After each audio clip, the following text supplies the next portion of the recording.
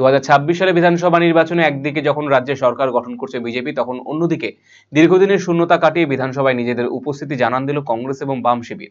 এবারের নির্বাচনে কংগ্রেস দুটি এবং বামেরা একটি আসনে জয়লাভ করেছে। সংখ্যা নিরিখে কম হলেও এই ফলাফলকে ঘুরে দাঁড়ানোর প্রাথমিক ইঙ্গিত হিসেবে দেখছে রাজনৈতিক মহলের একাংশ। উল্লেখ্য, 2021 সালে বিধানসভা নির্বাচনে কংগ্রেস বামফ্রন্ট দুই শিবিরে একটিও আসন পায়নি। ফলে রাজ্য বিধানসভায় কার্যত অস্তিত্বহীন হয়ে পড়েছিল বিরোধী রাজনীতির এই দুই পুরনো শক্তি। তবে এবারের নির্বাচনে জোট ছাড়া এককভাবে লড়াই করে কংগ্রেস দুটি এবং বামেরা একটি আসন দখল করতে সক্ষম হয়েছে। রাজনৈতিক বিশ্লেষকদের মতে সীমিত সাফল্য হলেও এই জয় সংগঠনের কর্মী সমর্থকদের মধ্যে নতুন করে আত্মবিশ্বাস যোগাবে। বিশেষ করে গ্রামীণ এবং কিছু নির্দিষ্ট এলাকায় এখনো যে কংগ্রেস এবং বামেদের একটি স্থায়ী ভোট ব্যাংক রয়েছে, এবারে ফলাফলে তা স্পষ্ট করেছে। উত্তর দিনাজপুর জেলা সহ রাজ্যের বিভিন্ন জেলায় এই ফলাফল ঘিরে কিছুটা আশাবাদী হয়ে উঠেছে দুই শিবিরের নেতাকর্মীরা। তাদের দাবি, দীর্ঘদিন পর বিধানসভায় প্রতিনিধি পাঠাতে পারা ভবিষ্যতের রাজনীতিতে সংগঠনকে আরো শক্তিশালী করতে সাহায্য করবে। কংগ্রেস নেতৃত্ব বলেছে, 2026 সালে স্বৈরাচারী সরকারের পতন হয়েছে, এখন বিজেপি বনাম কংগ্রেস লড়াই হবে। 2026 সালে একটা স্বৈরাচারী সরকারের পতন হয়েছে, আর 2021 সালে থেকে 26 সাল অবধি আমরা বিধানসভায় শূন্য ছিলাম না, আপনি যদি সেই অর্থে ধরেন। কারণ সাগরদিঘি উপনির্বাচনে বাইরন বিশ্বাস হাত চিহ্নের প্রতীকে কংগ্রেস প্রার্থী হিসেবে জয়ী হয়েছিল, কিন্তু পরবর্তীকালে শাসক দলের চাপে পড়ে বা যে কোনো কারণেই হোক দল ভাঙার খেলায় মেতে আমরা শূন্য হয়ে যাই বিধানসভায়। কিন্তু এবার মানুষের ম্যান্ডেটে আমরা দুজন বিধায়ক জিতেছি। নিশ্চয়ই এক থেকে শুরু, শূন্য পরে তো 1-2 হয়, তো নিশ্চয়ই শূন্য থেকে 2 হয়েছে। আগামী দিনে আরও বাড়বে, আরও ভালো হবে, এবং এখন তো আইডিওলজিক্যাল লড়াই হবে, বিজেপির সঙ্গে কংগ্রেসের লড়াই হবে। এই ভারতবর্ষে নরেন্দ্র মোদী এবং সাম্প্রদায়িক বিজেপির বিরুদ্ধে যে লড়াই করছে তার নাম জাতীয় কংগ্রেস, রাহুল গান্ধীর নেতৃত্বে। তো ফলে আগামী দিনে লড়াইটা ভালো হবে। কারণ শুনেন, চোর বাটপাতের দল চলে গেছে, এই দলটা আর 1 মাসের মধ্যে থাকবে বলে আমার মনে হচ্ছে না। ওই ফ্ল্যাগগুলো একটু রেখে দিতে হবে, পরবর্তী প্রজন্মকে দেখাতে হবে যে এই রাজ্যে একটা স্বৈরাচারী সরকার ছিল, মমতা ব্যানার্জির নেতৃত্বে তৃণমূল কংগ্রেস, তাছাড়া কিছু না। কংগ্রেস ছিল 130 বছরের বেশি একটা দল। পশ্চিমবঙ্গ কেন, গোটা ভারতবর্ষে যে কোনো বুথে যান কমপক্ষে একজন কংগ্রেস কর্মী পাবেন। আমরা 50 বছর ক্ষমতায় না থেকে এই পশ্চিমবাংলার 2026-এর বিধানসভা নির্বাচনে 294টা সিটে লড়াই করেছি, 294টা সিটে প্রার্থী দিয়েছি। এটাই হচ্ছে সবচেয়ে বড় ব্যাপার। কিন্তু রাহুল গান্ধী তো তৃণমূলের সঙ্গে সাপোর্টে কথা বলছে, সেখানে দেখুন, ইন্ডিয়া জোট যেহেতু আমাদের একটা আছে, সেক্ষেত্রে রাহুল গান্ধী সর্বভারতীয় কংগ্রেসের নেতা, উনি লোকসভার বিরোধী দল নেতা, উনি ওনার জায়গা থেকে হয়তো উনি ঠিক বলছে। কারণ সাম্প্রদায়িক বিজেপির বিরুদ্ধে মোদী এবং অমিত শাহর বিরুদ্ধে লড়াই তো করছে রাহুল গান্ধী।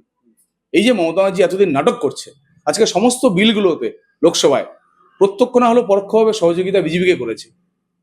উনি তো খাল কেটে কুমির ডেকে নিয়ে এসছে। আচ্ছা, শুভেন্দু অধিকারী কার প্রোটেকশন? এই শুভেন্দু অধিকারী তো উত্তর দিনাজপুর জেলার রায়গঞ্জে পৌরসভা নির্বাচন, পঞ্চায়েত নির্বাচন, দল ভাঙানোর খেলা সবই করেছে। তো যা করবে সেটা রিটার্ন পাবে। অন্যদিকে বামেদের দাবি, বিধানসভায় তাদের বিধায়ক জয়লাভ করা এখন শ্রমজীবী মানুষের রুটি রুজির কথা তুলে ধরা হবে। আগামীতে শ্রমজীবী মানুষের লড়াই আরো শক্তিশালী হবে। শ্রমজীবী মানুষের দৈনন্দিন জীবনকে যে রুটি রুজির যন্ত্রণা, গত বিধানসভা নিতে কেউ বলবার মতো ছিল না। একজন বাম প্রার্থী জিতেছেন মানে শ্রমজীবী মানুষের লড়াইয়ের কথা, তার রুটি রুজির লড়াইয়ের কথা এখন বিধানসভায় শুনবে, বাকি সদস্যরা শুনতে বাধ্য হবে। সংখ্যায় এক যদিও হয়, যদিও আমাদের আরেক জোট সঙ্গে আইএসএফের বিধায়ক নির্বাচিত হয়েছেন, আমাদের এই দুইজন বিধায়ক অবশ্যই মানুষের দৈনন্দিন সমস্যা বিধানসভায় তুলে ধরবেন। এটাই আমরা আশা করছি। আগামী দিনে শ্রমজীবী মানুষের লড়াই আরো বেশি শক্তিশালী হবে। একদিকে তৃণমূল কংগ্রেস যারা বিরোধী আসনে বসে রয়েছেন, অন্যদিকে শাসক দল বিজেপি, সেক্ষেত্রে এই দুই দলকে লড়াই করতে আপনাদের কতটা কি মনে হতে পারে যে এই একজন বিধায়ককে আপনারা কিভাবে লড়বেন, কিংবা রাজনীতিভাবে আপনাদের আগামী দিনে লড়াইটা কতটা শক্তিশালী হবে? তৃণমূল দলটা আছে খাতায় কলমে, রাস্তাঘাটে দেখতে পাচ্ছেন যারা তৃণমূল করতো, এত দাপটের সাথে রায়গঞ্জ শহরে ঘুরে বেড়াতো, তারা আজকে পিঠের মধ্যে লিখে বেড়াচ্ছে আমরা তৃণমূল করি না। তো তৃণমূল দলটা আগামী 21শে জুলাইয়ের আগেই দলটা উঠে চলে যাবে।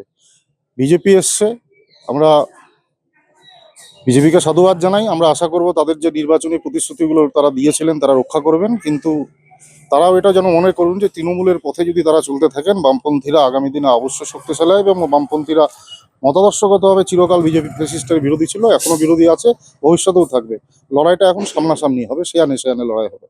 আপনাদের একসময় জোটসঙ্গী কংগ্রেস, তারাও এবার জিতে দুটো আসন তারা পেয়েছে। সেক্ষেত্রে কংগ্রেস এবং ভূমিকাটা কি হতে পারে আপনাদের ক্ষেত্রে, কংগ্রেসের জন্য, কংগ্রেস দলের জন্য? গোটা ভারতবর্ষ জুড়ে বিজেপির বিরোধী লড়াইয়ে আমরা বারংবার বলেছি যে কোনো জায়গায় যে কোনো নির্বাচনে বিজেপির বিরুদ্ধে লড়তে হলে সমস্ত রাজনৈতিক দল যারা ধর্মনিরপেক্ষতার আদর্শে বিশ্বাসী তাদেরকে একত্রিত হয়ে লড়বার জন্য। আমরা বিধানসভা নির্বাচন আগেও জাতীয় কংগ্রেসকে আহ্বান জানিয়েছিল আমাদের পার্টির নেতা কমরেড মোহাম্মদ সেলিম।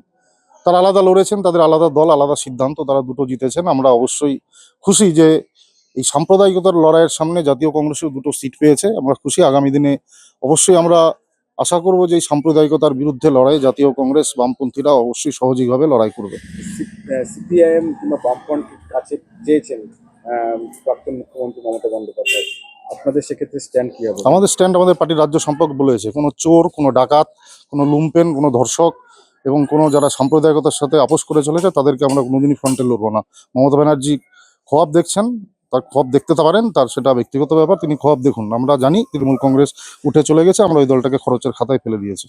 যদিও বিধানসভায় সংখ্যাগরিষ্ঠতা বিচারে বিজেপি এবং তৃণমূলের তুলনায় অনেকটাই পিছিয়ে কংগ্রেস এবং বাম শিবির, তবুও রাজনৈতিক পর্যবেক্ষকদের মতে এবারের ফলাফল রাজ্যে বিরোধী রাজনীতিতে নতুন সমীকরণে ইঙ্গিত দিচ্ছে। এখন আপনার প্রিয় রায়গঞ্জ শহরের বুকে মোবাইল এবং নানান ধরনের নিত্য প্রয়োজনীয় ইলেকট্রনিক্স এবং ইলেকট্রিক সামগ্রীর বিশাল সম্ভার অত্যন্ত সুলভ মূল্যে এই সমস্ত সামগ্রী পেতে আজই আসুন মুক্তি স্টুডিও ও সুপার কালেকশনে। Surya, Khaitan, Kent, Nokia, Oppo, itel, Realme, T Series সহ নানান বিখ্যাত কোম্পানির সুপার কালেকশন আপনার মন জয় করবে। তাই মনের মতো fan, electric iron, geyser, water purifier, sound system, TV, washing machine সহ বিভিন্ন কালেকশন পেতে আজই চলে আসুন রায়গঞ্জ স্টেশনের সম্মুখ ও উকিলপাড়া কমল টকিজ সংলগ্ন সুপার স্টকিস্ট মুক্তি স্টুডিও ও সুপার কালেকশনে। মুক্তি studio and super collection, station road, Mohanbati, Raiganj.